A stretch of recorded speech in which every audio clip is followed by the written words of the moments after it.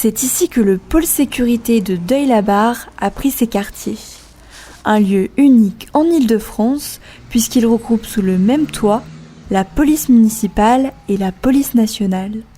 Attendu depuis 30 ans, cet équipement remplace le commissariat vétuste de la police nationale qui intervient également dans les villes voisines de Montmagny et Groslay. Ça a pris du temps et puis là sur cette phase travaux on a quand même eu aussi le Covid qui est intervenu et qui a un petit peu rallongé le temps des travaux.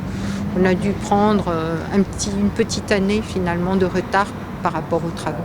Notre police municipale était accueillie dans des locaux trop petits.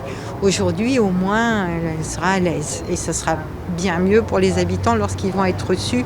Parfois ils ont besoin un peu de confidentialité pour expliquer les problèmes qu'ils rencontrent aussi.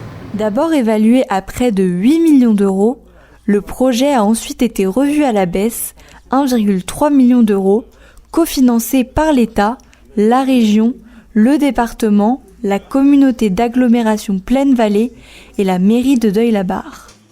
Une économie permise notamment par l'acquisition de ce bâtiment vacant de 1200 mètres carrés, anciennement occupé par la CPAM. Il y avait un projet qui consistait à garder le bâtiment existant. Il y a une part économique, on ne va pas se mentir, mais il y a aussi une part d'éco-construction. Ça permet de ne pas démolir et de ne pas reconstruire entièrement le bâtiment. Donc, il y a une démarche écologique aussi dans cette construction, dans cet aménagement. Pour l'adjoint au maire en charge de la sécurité, ce regroupement permettrait également aux deux polices d'être plus efficaces sur le terrain. L'avenir est là aujourd'hui, c'est de regrouper ces forces de sécurité de manière à ce que ces forces de sécurité aient le même niveau de communication et puissent ensemble œuvrer sur l'ensemble du territoire. C'est aussi un plus pour une personne qui souhaite être orientée vers un service de la police nationale ou de la police municipale et qui ne sait pas forcément auprès de qui se renseigner. Il n'y aura que 2 pas à faire pour se rendre vers le service de sécurité le plus adapté.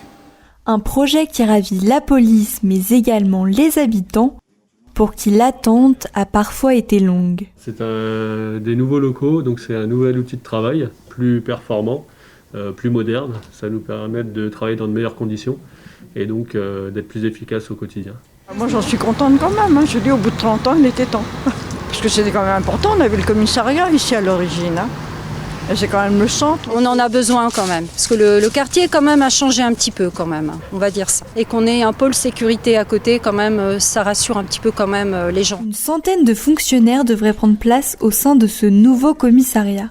La ville a également pour ambition d'y créer un musée sur la police nationale et municipale qui pourra accueillir les écoles scolaires à partir de janvier 2022.